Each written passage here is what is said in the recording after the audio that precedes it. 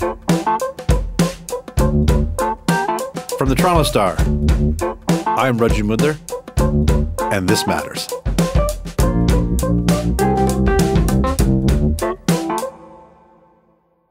You could argue that COVID-19 made it the weirdest year ever for just about anything.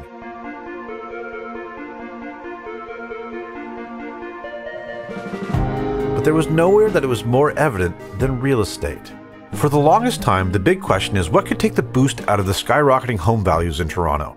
And right now, the question remains unanswered. At least for single-family homes, a plague couldn't do it. Sure, there was an initial lockdown that really slowed the market down. But since then, we've seen homes in this city and beyond once again hit record highs in sales and value. As well, it sounds like renters are starting to finally get a little bit of a break. Obviously, it's not all good news for homeowners. Condos look to be very vulnerable right now, and affordability remains a huge issue with property throughout the GTA. As they famously said in Glengarry Glen Ross, always be closing. And we have a great closer for you today. Tess Kalinowski covers real estate for The Star and does an incredible job covering the sector. She joins us today to take a look back at real estate in 2020. Tess, thank you so much for joining us today. It's my pleasure. Good to see you. Great to see you. Now, as we said, this is a look back at the year in real estate. And while it is the strangest year ever, real estate in the GTA had a pretty wild ride, but it also pretty much kept on trucking. Can you tell us a little bit about that? And doesn't that just seem weird? The only weird thing about it, I think, is the pandemic. The year started before most of us were even conscious of COVID-19. The year started and it was supposed to be sort of a record-breaking year. The groundwork was there for prices to sort of head back to where they were late 2016, early 2016, when the real peak hit. And so when we started out this year, everything was on the horizon to rise meteorically again. In fact, a lot of real estate professionals were quite worried about it because people don't like it when prices consistently go up in the double digits year over year, month to month. Anyway, so the pandemic happened, everything locked down, and for about a month, I'd say, maybe 6 weeks, the real estate market kind of ground to a halt. And then the lockdown lifted, and it was like it never happened. In fact, there were so many people who were waiting to transact. After the lockdown, the demand went through the roof, and prices started to climb right back from where they were. They never really went down during the lockdown, and they started to skyrocket again. And they really haven't stopped. I mean, the last month or so, it's been a little quieter because most people would say it's because it's December and finally some of the pent-up demand has been sated and real estate always goes a little colder when the weather dips, right? But most people I talk to expect next year will also be a very good year. Okay. I mean, I want to break some of this down just because there are so many avenues and obviously you cover so much stuff. But home sales in particular are really, really strong. I think you just wrote about detached home sales, like, again, hitting record prices. Is this basically pent-up demand or what? Like, I mean, just people waiting to get in the market and then this was their chance? I think there's more to it than that. At first, you could say that almost right through the fall, September and October. Certainly, you could put a lot of it down to pent-up demand. But there's a different change in the demand, too. People are, for sure, looking for more personal space. They need a place where they can work from home. So they're more interested in living in a house than a condo. And people want physical space. And they don't expect to go back to commuting full time. So they feel like they can go a little out of town, sometimes a lot out of town, and drive to where they can afford to buy that space, sometimes at a more reasonable price. But prices are going up in secondary Ontario cities dramatically. That's one of the reasons I really want to have you on is because I can tell you for as long as I've lived here, I have heard that condos are going to crash. This is one of those things where they're finally looks like there's some signs of softening. I believe you used the word plunge in an article recently. And, at one point, I believe, maybe it was in August, you wrote, it was cheaper to rent one than to own one. Where are things at right now? So condos are softer for sure. That doesn't mean people have stopped building them. They have not. They're still building them. They're still launching new projects. That said, for sure, about half of Toronto area condos are owned by investors. And that's an important thing because investors typically want to carry the price of the condo on rent. So they want to rent it out and they want that to pay for their mortgage, their condo fees, etc. And so what happened was the demand for condos kind of dried up with the pandemic. No more immigrants who, for sure, immigrants buy homes, but usually 2 to 3 years after they come here. Their first stop is generally a rental condo. That's a real estate format people from big international cities are accustomed to. They are used to living in apartments.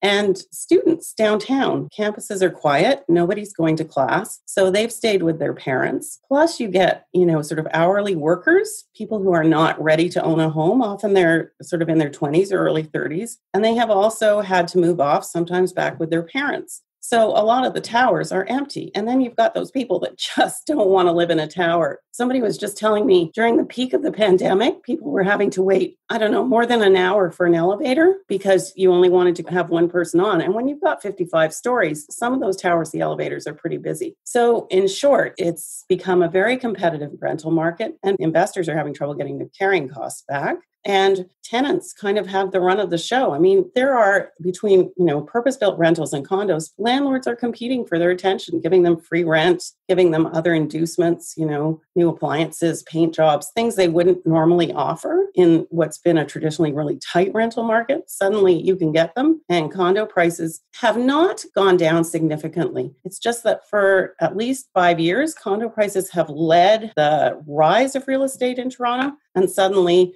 in Toronto proper, certainly the downtown core, and most of this is in the core, they are kind of flat. They haven't gone down significantly. Sales have gone down. It's hard to sell them, but their prices are holding pretty well. Well, you just touched upon it. Renters. Is this one place where people are seeing a slightly positive benefit in this market in that, they can actually find places that are slightly more reasonable? They are, but then you have to think about who's looking. People who would traditionally be renting aren't looking right now. And I should just correct myself for a second. Actually, condos in the core have been losing some price value. They are down 9 to 12%, I'm told, in some areas, but that's very concentrated in the core. Throughout the GTA, it's pretty flat. But as for renters, I did a report that rents were down as much as 15% in some parts of the core because people are trying to attract renters, so they're giving them breaks. And, a year ago, if you'd asked me this question, people were actually offering landlords more than they were asking to get a place. Now landlords are having to bring down their prices to attract renters. One thing that obviously goes into that, Airbnb. Been a huge issue in the city.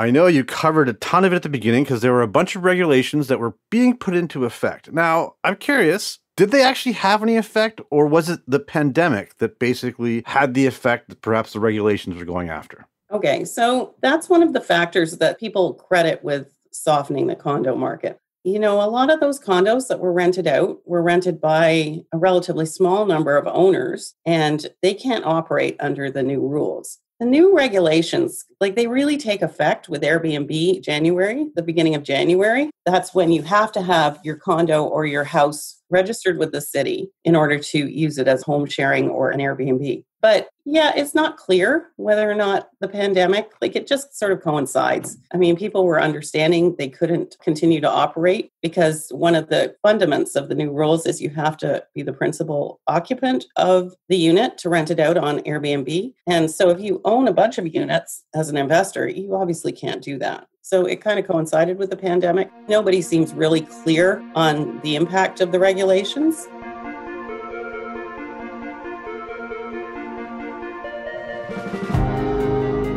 We'll be right back.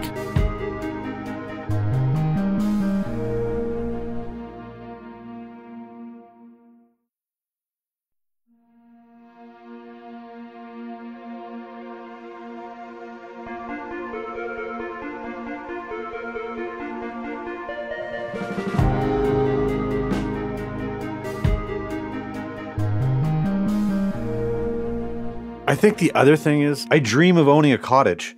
It seems to me like that dream is getting a little bit harder. Prices are rising in all those areas outside of the city, right? Well, it's a good thing you're young. Yeah, prices are rising outside the city. Particularly, I think somebody said to me last week, Muskoka is now officially the most expensive vacation property in the country. They are. It depends what you're looking for. If you're looking for a seasonal cottage, you might still be able to find something or build something. A lot of cottage country sales is a result of people deciding to retire early or telecommute before they probably would have retired. So what they're looking for are either four-season homes or properties that can be made into four-season homes. But waterfront remains significantly more expensive, I would say, for somebody like you who's in the same income bracket as me than a place in a town. But, if you have to take a little drive or walk to the water, maybe that's okay.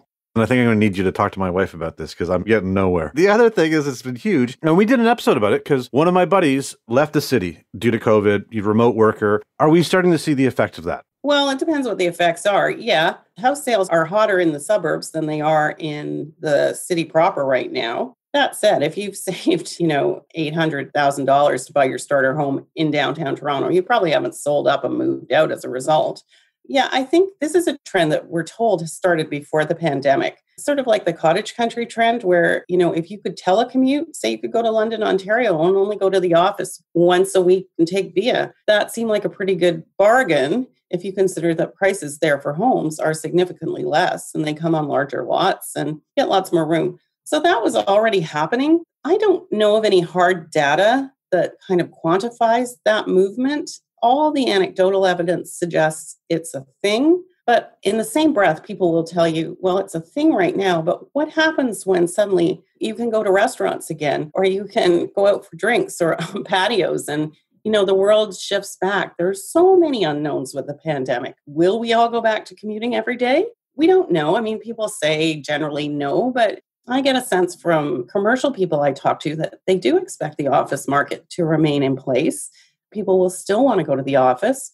We will eventually be able to go back to restaurants and have fun downtown. So do you really want to have to drive an hour and a half home after you've met with your colleagues after work? I don't think anybody knows if it has any staying power. I know that I'm never leaving the city, even though I want that thing to escape from it every once in a while. But it's funny, Tess, you keep walking into what my next question is going to be, and that is commercial real estate. The Path and the downtown core are pretty much wastelands right now. The vaccines must have landlords really, really hopeful. What are you hearing about that? And are they even looking and pegging a date for recovery?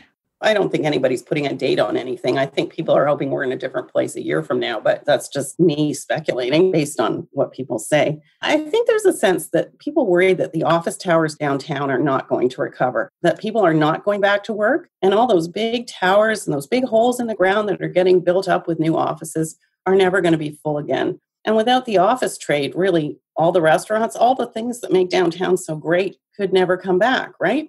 But what the commercial real estate industry will tell you is that people will always want to go to the office to collaborate.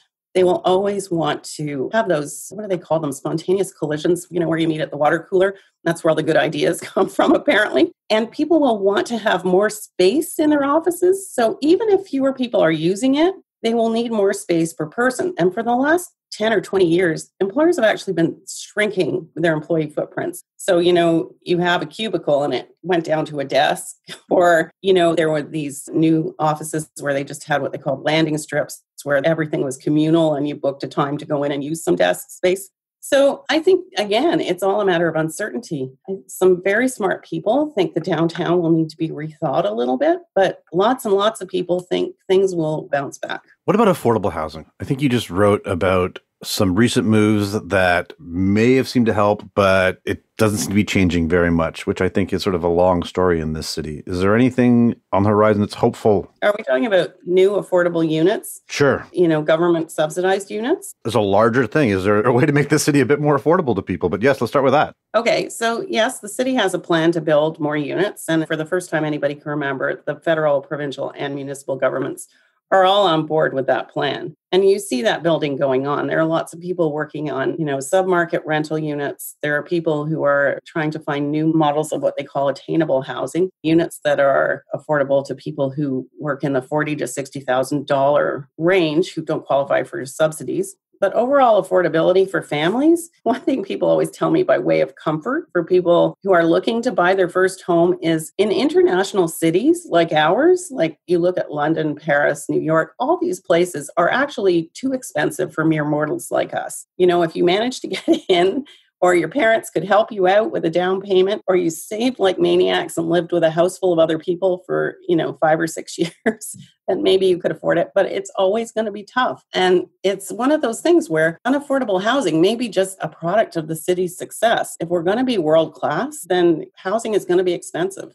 To go in a very different way, real estate is a sport in this city, and everyone likes to keep score. There are a few apps, but the one that all of my friends and I use is House Sigma. You've been writing a little bit about a conflict going on with the real estate board and some of these new school developers that are trying to, I guess, democratize this information. What's going on with that? I think that last week I was writing about that because there was a protracted legal battle. Actually, I've been in this beat for almost 5 years, and it predates me, between the Toronto Real Estate Board and realtors who wanted to put sold information online. They wanted to publish what houses sold for. And the Real Estate Board didn't want that because in the past, you used to have to go to a realtor one-on-one and say, what did the house down the street sell for? What are houses in my neighborhood selling for? So it was kind of like, that's the sport aspect. You want to know where your property is on the ladder, right? In the end, the Real Estate Board lost the fight.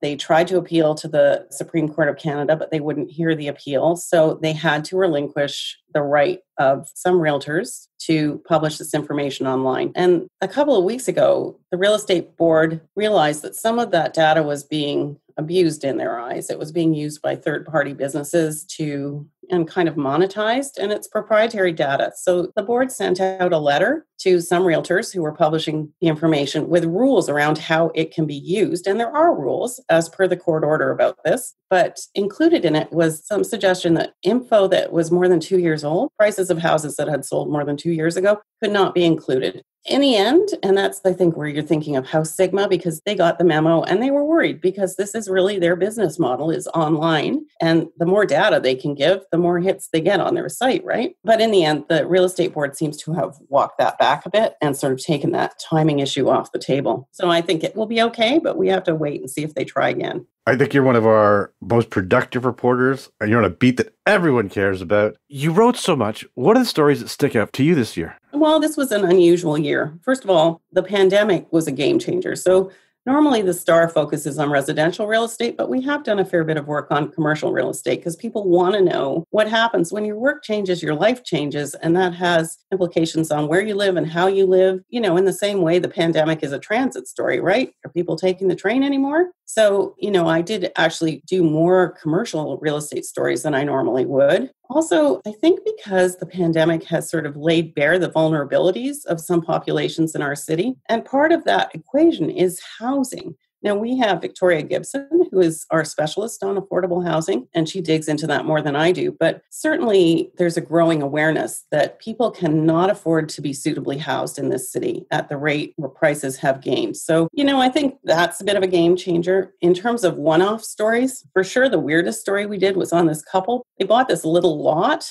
with a garage on a back alley off Queen Street, and they built this sort of townhouse in a tower. That story, it was of such interest to our readers. It was kind of amazing because they bought the lot for $50,000 about 15 years ago. And when they put their house on the market, the tower house as we call it, they were asking over $2 million. And then, of course, right after they put it on, the pandemic hit and they didn't sell. So I checked back with them a few months later and they were fine with it not selling. But the idea that people had managed to capitalize on the price of a little plot of land to that extent outraged our readers. Listen, you never know how people are going to react to real estate in this town. No. If it's a sport, it's a blood sport. That it is. Listen, we are all watching and reading your stuff. Tess, this has been so great for us. I'm so glad that you came and joined us. Is there anything that I didn't ask that you think that our listeners should know? And is there anything that you in particular are looking forward to covering next year? I am. I'm like everybody else. I want to know how this kind of dystopian novel turns out. I want to see if people go back to work. I want to see if more people leave the city. I want to see if rents go back up. I mean, I had a guy last week say he figures the condo market will bottom out by the end of January and then it'll start to level off and come back up. I don't know what he's basing that on except the hope of a vaccine and the return of immigration, but maybe that's enough. So really, I'm like everybody else. I'll just be watching to see what happens. Well, Tess will be watching too. I really, really want to thank you so much for your time today. Oh, my absolute pleasure, Raju. Tess Kalinowski covers real estate for The Star.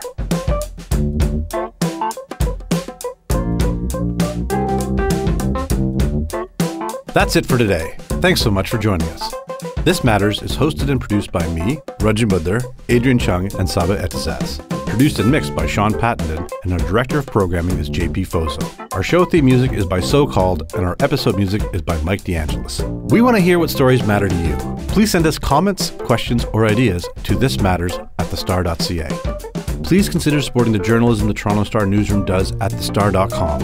And don't forget to subscribe to This Matters on Apple Podcasts, Spotify, or wherever you listen to your favorite podcasts. Let's talk soon.